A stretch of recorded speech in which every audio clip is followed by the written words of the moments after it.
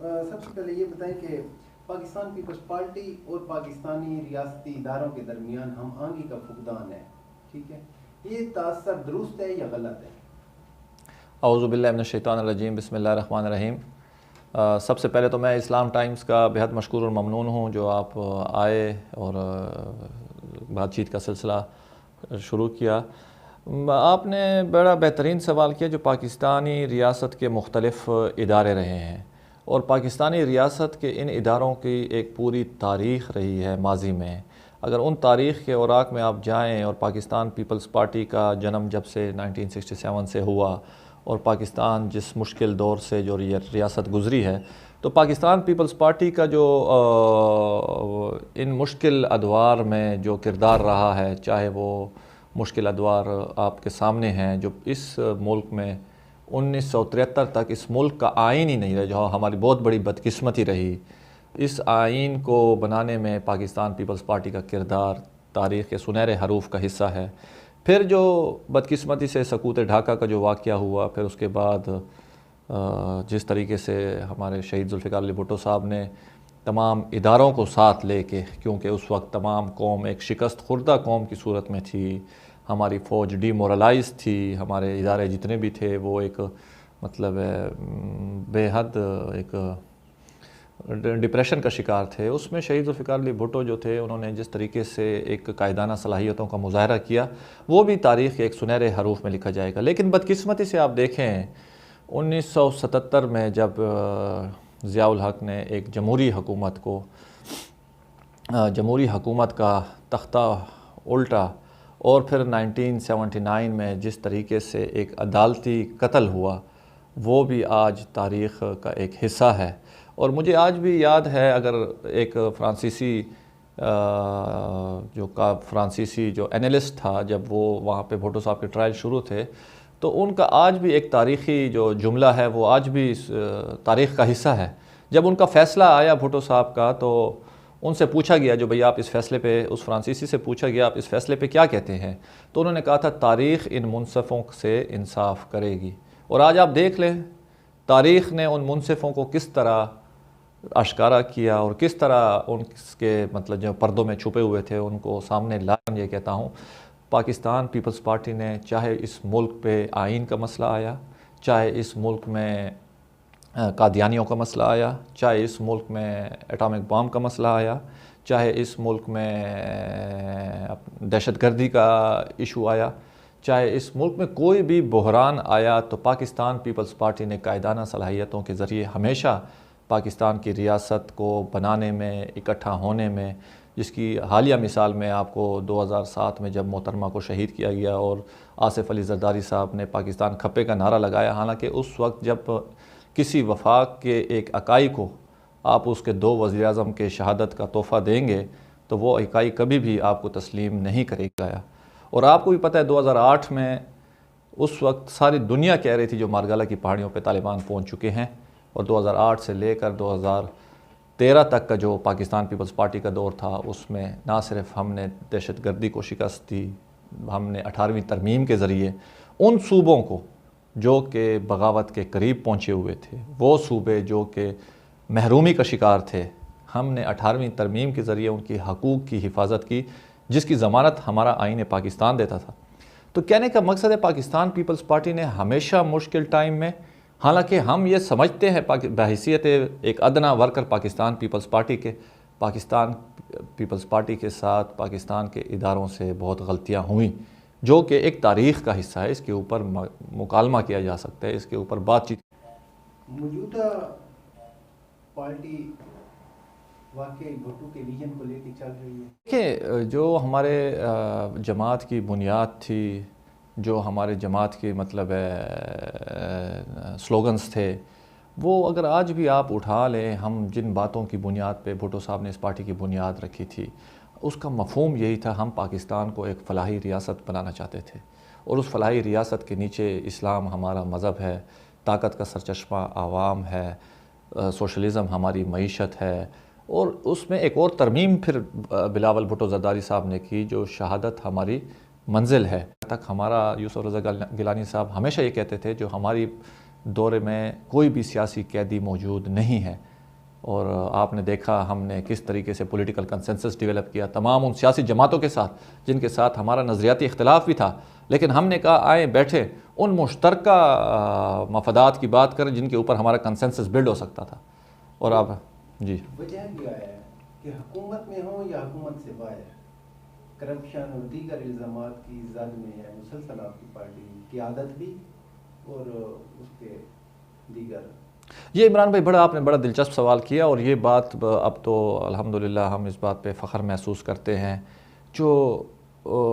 پاکستان کی بنیاد 1947 میں رکھی گئی، اور اگر آپ تاریخ کے اوراق میں ماضی کے ورقوں کو دیکھیں تو یہ جو الزامات تھے سیاستدانوں کے اوپر ہمیشہ لگتے رہے ہیں، وہ کبھی ایک شکل میں، کبھی دوسری شکل میں، کبھی غداری کی شکل میں، کبھی کفر کی شکل میں، کبھی چور چکاری کی شکل میں، اس کے شکلیں تبدیل ہوتی رہی ہیں۔ پاکستان میں ایک سوچ ہے، پاکستان میں ایک اشرافیہ ہے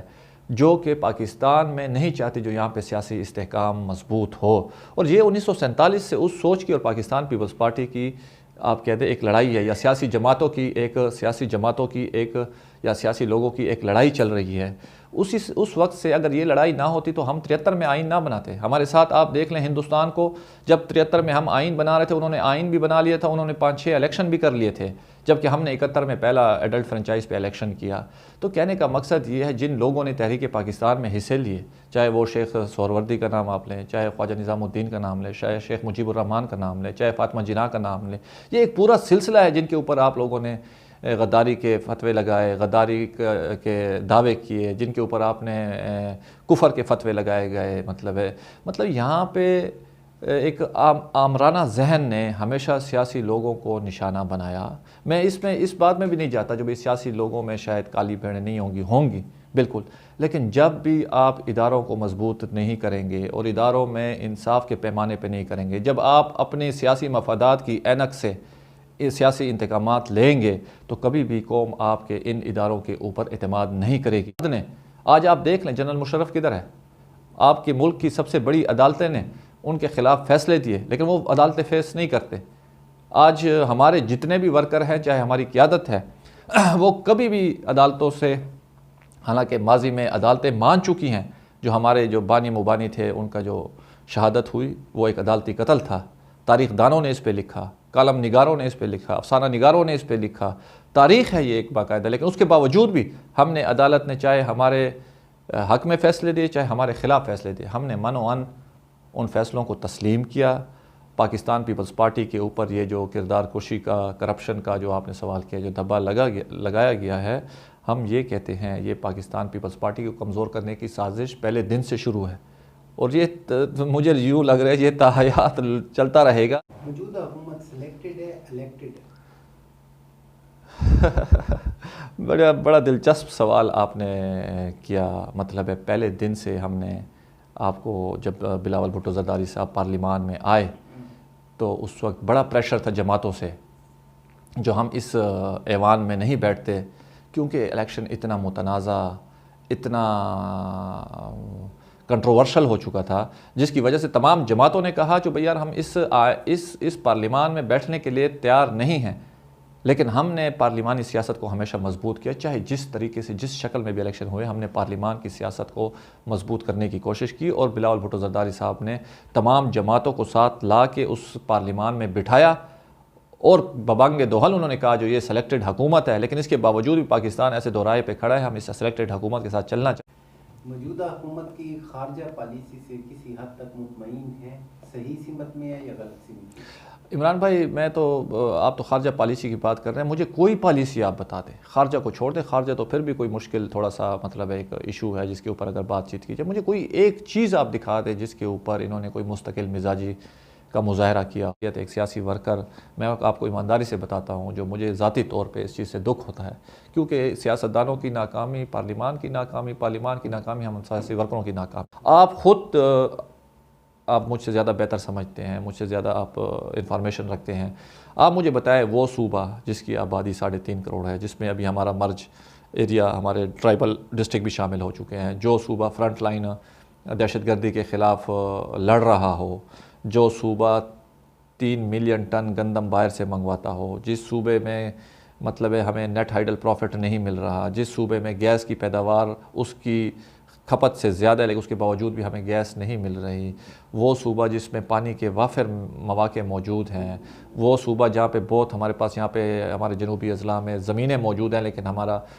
انفراسٹرکچر نہیں ہے، اور جس وجہ سے ہمارا پانی کا جو شیئر ہے صوبے کا وہ دوسرے صوبے استعمال کر رہے ہیں، لیکن ہمارے لوگ ہماری صوبائی حکومت جو کہ 7 سال سے یہاں پہ مسلط ہے، ان کے پاس کوئی ویژن نہیں ہے، ان کے پاس کوئی روڈ میپ نہیں ہے۔ انہوں نے ایک ایسا پروجیکٹ 100 ارب روپے پہ شروع کیا، 70 ارب روپے پہ شروع کیا، جس سے صوبہ پیچھے جائے گا۔ اور یہ کیا چیز ہے؟ یہ لون ہے 500 ملین کا، انہوں نے $500 ملین کا لون انہوں نے لیا ہوا ہے جو 2022 میں ہم واپس کریں گے، اور اس میں آپ دیکھ لیں لائبور پلس 0.6% اس کا انٹرسٹ ریٹ ہے، اور آپ دیکھ لیں گے جو مطلب ہے یہ BRT جو ہے یہ ان کا جو برڈن ریزنگ ٹرانسپورٹ سسٹم میں اس کو کہتا ہوں، کیونکہ ہمارے صوبے میں ہمارے پاس بہت ساری ایسے پروجیکٹس موجود ہیں جو کہ ہماری آمدن کو بڑھائیں گے، اور ہم نے ایک ایسا پروجیکٹ شروع کر دیا جو کہ ہم سبسڈی پہ چلائیں گے جو ہمارے لوگوں پہ بوجھ ہو، لیکن ہماری بدقسمتی یہ ہے ہمارے اوپر جو لوگ مسلط کیے گئے ہیں وہ اس قابل نہیں ہیں، ان میں یہ صلاحیت نہیں ہے جو وہ ان چیزوں کو دیکھ سکے۔ موجودہ حکومت نہ سی پیک کی بانی ہے نہ پاک ایران گیس پائپ لائن کی۔ پی حکومت نے اپنے دور حکومت کے آخری دنوں میں پاک ایران گیس پائپ لائن منصوبے کی بنیاد کے اوپر کام کیا، اعلان بھی کیا۔ کیا وجہ ہے کہ سی پیک کے اوپر کام جاری ہے اور IP جو منصوبہ ہے گیس پائپ لائن اس کے اوپر بڑی مدت سے تنازع کا باعث ہے اور وہ اس کے اوپر کام نہیں ہو رہا؟ آپ اس کی کیا رائے؟ عمران بھائی، میری تو آپ سے یہ بھی اختلاف ہے، جو سی پیک پہ جس تیزی سے کام ہونا چاہیے تھا، جس طریقے سے دیکھیں وہ بہت سلو ڈاؤن، پہلے آپ ان کے مطلب وزراء کے آپ بیانات دیکھ لیں، آپ اپنا پروجیکٹ دیکھ لیں، میں تو آپ کو باہر کی مثالیں یا دور کی مثالیں نہیں دیتا، آپ یہ حقلہ ڈی خان پروجیکٹ دیکھ لیں، اس کی جو حالت ہے، یہ اگر مطلب اسی سپیڈ سے چلتا، حالانکہ یہ 500 کلومیٹر کا پورا رنگ ایک بننا تھا جو کہ مطلب حقلہ سے شروع ہو کے ژوب تک جانا تھا،